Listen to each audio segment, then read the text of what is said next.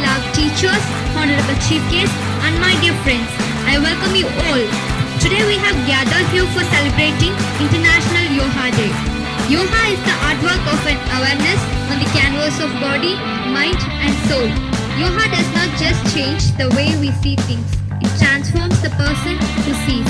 Let's begin our program.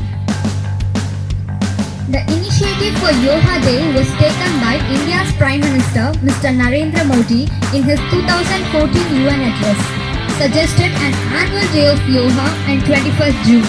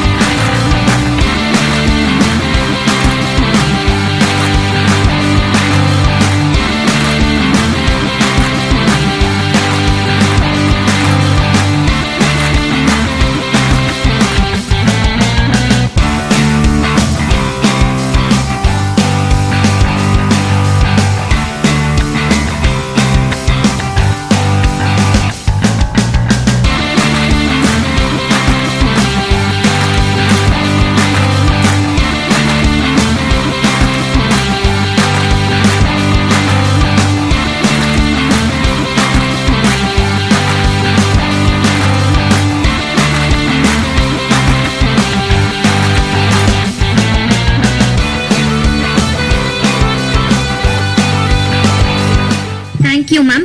Now I would like to welcome our honorable chief guest to share few words with us. Good morning.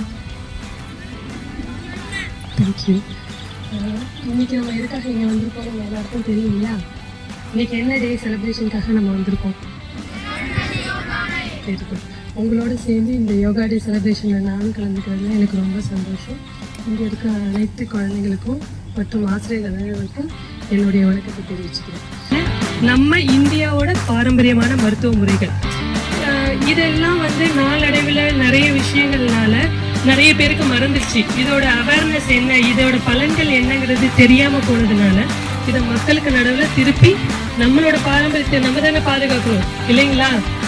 So அதனால இதை கொண்டுட்டு மக்களுக்கு விழிப்புணர்வு ஏற்படுத்துறதுக்காக தான் இந்த மாதிரியான ஒரு திட்டத்தை நம்ம வருஷம் வருஷம் செலிப்ரேட் பண்றோம். ஸோ இதனால யோகானா என்ன, யோகானால என்ன பலன், யாரெல்லாம் செய்யலாம் அப்படிங்கிற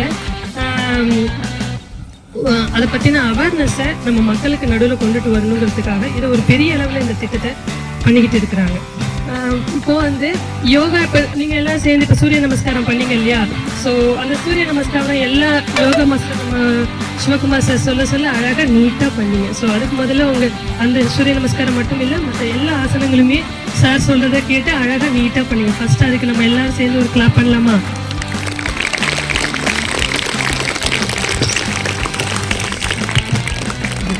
ஸோ இப்போ நம்ம ஆயுர்வேதமாகட்டும் யோகாவாகட்டும் இதில் முதல்ல அவங்க சொல்கிற கருத்து என்னன்னா வருமுன் காப்போம்.